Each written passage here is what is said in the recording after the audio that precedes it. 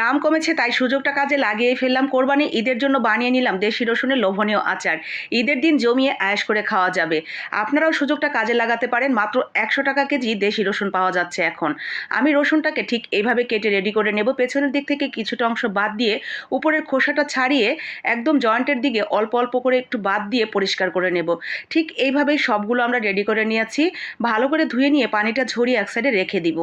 এখন আমরা কড়াইতে দিয়ে দিব কিছুটা পাঁচফোড়ন ভেজে নেব। ভাজা হয়ে গেলে সরিষার তেলের উপরে তেজপাতা, শুকনো মরিচ এবং গরম মশলা দিয়ে নাড়াচাড়া করে মরিচ দিয়ে দিব বেশ কিছুটা। কাঁচামরিচের মাথাটা একটু কেটে দিবেন।